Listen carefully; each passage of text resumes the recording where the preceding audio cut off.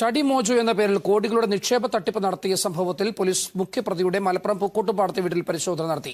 Company MD Nishad കിഴീടുക്കലിന്റെ ആഡംബര car കസ്റ്റഡിയിലെടുത്തു.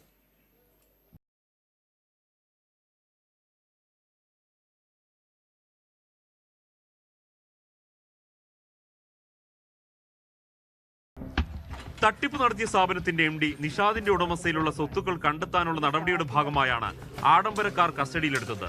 മറ്റു സ്വത്തുക്കളെക്കുറിച്ചുള്ള വിവരങ്ങളും ശേഖരിച്ചു.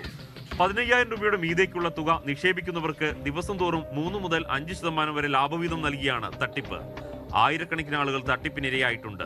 3 മുതൽ +2 വരെ കൊടുക്കുന്ന ഒരു ലേണിംഗ് ആപ്പ് വിതരണം ചെയ്യാമെന്ന് പറഞ്ഞ് ജനങ്ങളുടെ കയ്യിൽ നിന്ന് ഹ്യൂജ് എമൗണ്ടുകൾ സംഭരിക്കുകയും ഇത് കൈമാറ്റം ചെയ്യുകയും ചെയ്യുന്നതിൻ്റെ അടിസ്ഥാനത്തിൽ പൂക്കോട്ടുപാടം പോലീസ് കേസെടുത്തിട്ടുണ്ട്. ഏകദേശം 1300 കോടിയിൽ കൂടുതൽ രൂപ ഇദ്ദേഹം ഈ രീതിയിൽ സമാഹരിച്ചിട്ടുണ്ട്. ബംഗളൂരു കേന്ദ്രമായാണ് കമ്പനിയുടെ പ്രവർത്തനം. അധ്വാനിക്കാതെ പണം സമ്പാദിക്കാമെന്ന് വ്യാമോഹിക്കുന്നവരാണ് സ്റ്റഡി മോജോയിൽ പണം നിക്ഷേപിക്കുന്നത്. പ്രതിക്ക് വേണ്ടിയുള്ള അന്വേഷണം നടത്തുമ്പോഴും ഒട്ടേറെ പേർ കമ്പനിയിൽ പണം നിക്ഷേപിച്ചുകൊണ്ടേയിരിക്കുന്നു. മനോരമ ന്യൂസ്, മലപ്പുറം.